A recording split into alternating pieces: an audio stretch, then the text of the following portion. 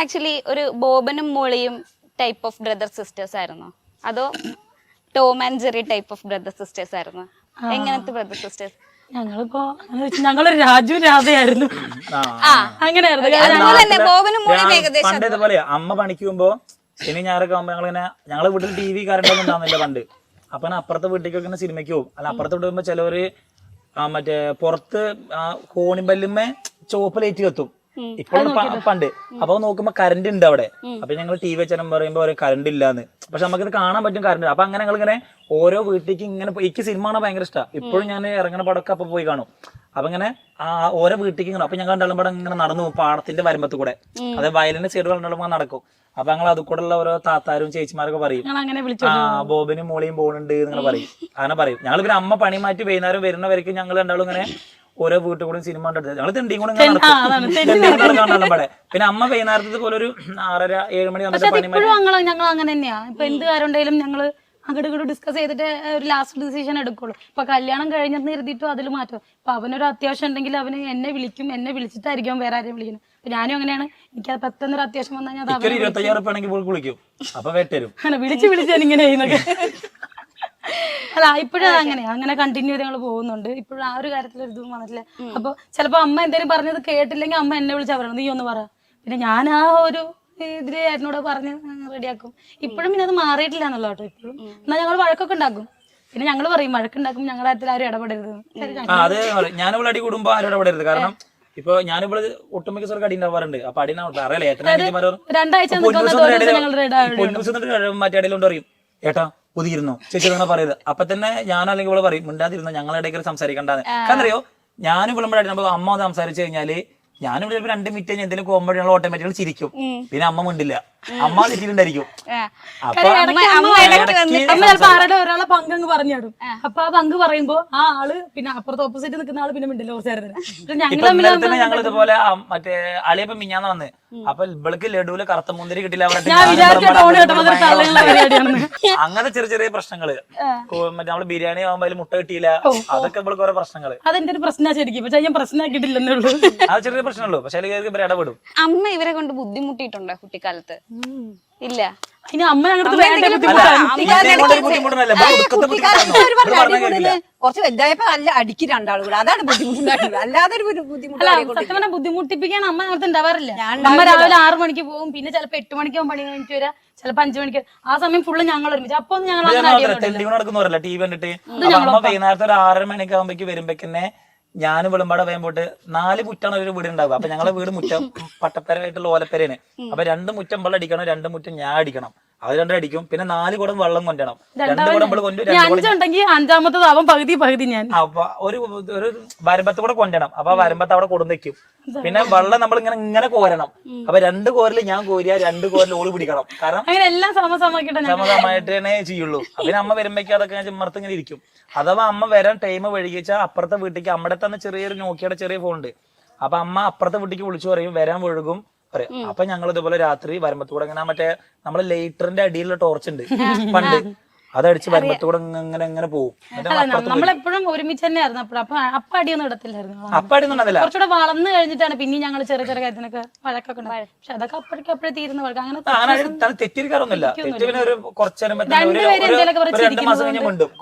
2 മാസം ഞങ്ങൾ ഇന്ന് വരെ ഇല്ല. ശരിയാവും. ചേട്ടൻ ശരിക്കും ഇങ്ങനെ ഈ നാച്ചുറലി ചില സംഭവങ്ങൾ പറയുന്നത് നമ്മൾ എല്ലാവരും വിശ്വസിക്കാൻ തോന്നുന്നു. അത് അവന്റെ ശീലാണ്. അത് എന്ത് പറഞ്ഞ നോണ പറഞ്ഞാലും സത്യമായിട്ട് തോന്നും. അത് കാരണം എല്ലാം കൊണ്ട് സത്യം പറഞ്ഞ നോണ നമ്മളെ വിശ്വസിച്ചു പോകും. പിന്നെ അധികം അവന്റെ കുറച്ചൊക്കെ നോണ കണ്ടുപിടിക്കുന്ന ആളാണ് അവൻ. ചിലപ്പോ നോണ അവന്റെ ഒരു ബോഡി ലാംഗ്വേജ് ഞാനത് ഇങ്ങനെ തോന്നി. ക്ലാസ്സിലെ കുട്ടിയെ പ്രേമിച്ചു. പക്ഷെ ഇവളോട് പറഞ്ഞില്ല പണ്ട് 8ൽ പഠിക്കുമ്പോ അവള് കണ്ടുപിടിച്ചു പോയി. അത് നല്ലത്. ഇപ്പോഴും അവനൊരു കാര്യം വിളിച്ചു വരുമ്പോ അതിൽ നോണയുണ്ടെങ്കിൽ ഞാൻ അവനോട് പറയാം ഈ നോണ പറയുന്നതാണ് ഞാൻ പറഞ്ഞാൽ തന്നെ അവൻ അപ്പൊ തന്നെ വെള്ളറിച്ചു തുടങ്ങും. അല്ല ഞാൻ ഇവളത് പറയും. പിന്നെ അതവന്റെ ഒരു കുഴി പോയി ചങ്കരന്നൊക്കെ പറയാം അമ്മ. അമ്മ അങ്ങനെ പറയും. ഇവൻ എന്തെങ്കിലും പ്രശ്നത്തിൽ പെട്ടാല് അതിന്റെ ഒരു തുമ്പത്ത് ഞാനുണ്ടാവും.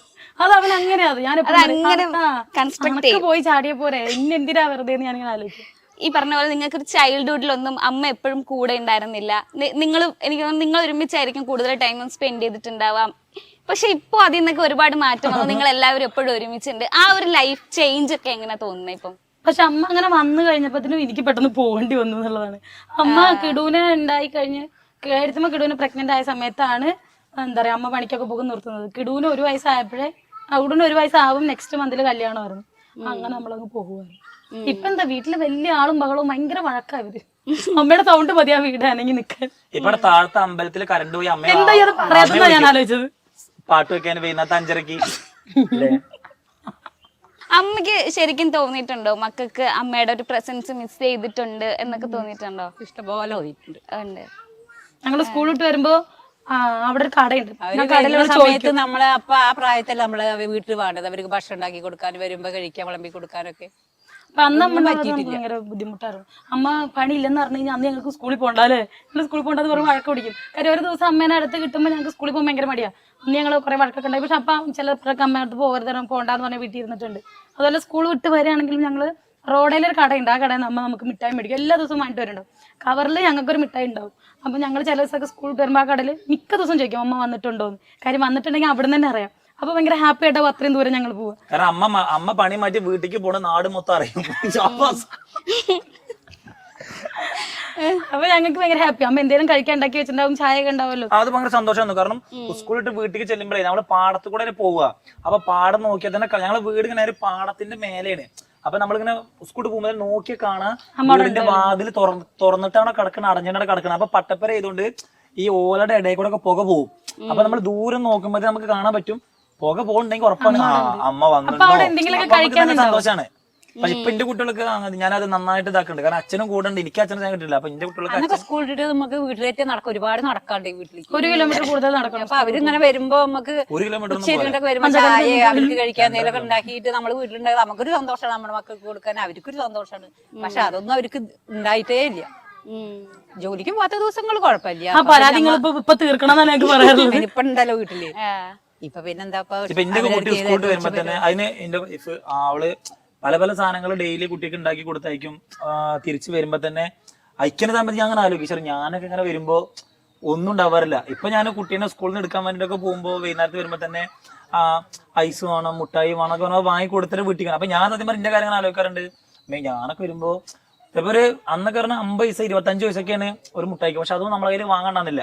ഇപ്പൊ ഞാൻ വീട്ടിലേക്ക് വരുമ്പോ ഓന് വീട്ടിലേക്ക് ഒന്ന് കയറുമ്പോ തന്നെ കഴുത്തുനിന്ന് ടൈയൊക്കെ ഊരിട്ട് ഇങ്ങനെ ടാഗൊക്കെ ഊരി വരുമ്പോ തന്നെ അങ്ങോട്ട് കഴിക്കാൻ. അപ്പൊ അമ്മയുണ്ട്, അവളും ഉണ്ട്. അപ്പൊ കഴിക്കാനുള്ള സാധനങ്ങളും വെള്ളവും ഞാൻ ഇങ്ങനെ ആലോചിക്കാറുണ്ട്. ഇന്നടക്കം ഇപ്പൊ വൈകുന്നേരത്തെ ഉച്ചയ്ക്ക് വന്നപ്പോ ഉണ്ടാവും എല്ലാം. അപ്പൊ അങ്ങനെ ഒരു സന്തോഷം അങ്ങനെ ഇതാവുമ്പോ ഒരു വീഡിയോ കാണിച്ചു തരാം. ഇത് എനിക്കും ഭയങ്കര ഹേർട്ട് ടച്ചിങ് ആയിരുന്നു. അയ്യോ അതെന്താ?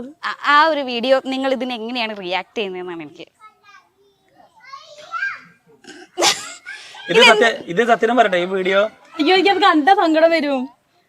ഇതില്ലേ ആ കല്യാണത്തിന് അന്ന് ഫുള്ള് ഓടി നടക്കാണ് ഞാന്. അവിടെ നിൽക്കാൻ സമയമില്ല. അപ്പൊ ഇങ്ങനെ ഓടി നടന്നുകൊണ്ടിരിക്കാൻ ഞാന്. അപ്പൊ ചെക്കന്മാർക്ക് വന്ന് ഏട്ടന്മാർക്ക് പറയുന്നുണ്ട്, എടാ അവളെ ഇറങ്ങാറ് അങ്ങോട്ട് വാന്ന് പറയുന്നുണ്ട്. അപ്പൊ ഏട്ടത്തിക്ക് അപ്പൊ അവിടെ ഫുഡ് അന്ന് കൊറോണ ഏപ്രിൽ 1 തീയതി ലോക്ക്ഡൌൺ തുടങ്ങാണ്. അപ്പൊ March 22 കല്യാണം. അപ്പൊ അവര് ഓരോരുത്തർ വിളിക്കുന്നുണ്ട്. നമ്മളന്ന് 750 ആളായിട്ടായിരുന്നു കല്യാണം ഉണ്ടായിരുന്നത്. അപ്പൊക്ക് അവിടുന്ന് ഒരുത്തർ വിളിച്ചു പറഞ്ഞു, എടാ അങ്ങനെ 750 ആളായി, അതിന് പ്രശ്നമുണ്ട്, അതുണ്ട് ഇതുണ്ട്. അവൻ ഓടി നടന്നോണ്ടിരിക്കുക. അപ്പൊ ഏട്ടന്മാരെന്നെ വിളിക്കുന്നുണ്ട്, എടാ അങ്ങോട്ട് അവളെ ഇറങ്ങാറുണ്ട്. എനിക്കപ്പോ അതുകൊണ്ട് ഒരു പ്രശ്നം വന്നില്ല. ഞാനപ്പോ ചെന്നിട്ട് വരുന്നുണ്ട് ആ ടൈം വിശർത്ത് കുളിച്ച് നിൽക്കാം. അങ്ങനെ നോക്കിക്കാണ് അവളിങ്ങനെ ഇറങ്ങി അങ്ങനെ എത്തിപ്പിക്ക്. പിന്നെ ഓട്ടോമാറ്റിക്കലി കുറച്ച് വന്നാൽ പിന്നെ എനിക്ക് എന്താ ചെയ്യേണ്ടത് അറിയില്ല. അതാണ് വീഡിയോ. ഞാൻ 2-3 ദിവസം മുന്നേ കരച്ചിലും രാവിലെ 5 ഇത്രയും വീഡിയോ റീച്ച് ആയിരുന്നു. ഞാൻ അന്ന് മറ്റേ നല്ല വൃത്തിക്ക് നിന്നേനെ. വിചാരിച്ചാ ഇവിടെ റീച്ച് ആവുന്നത്. കുഞ്ചൂസ് ആണെങ്കിൽ ഇങ്ങനെ പിടിക്കുന്ന ചേട്ടൻ ഇങ്ങനെ മോത്തേക്ക് നോക്കി അപ്പൊ കരയും. അപ്പൊ അതിങ്ങനെ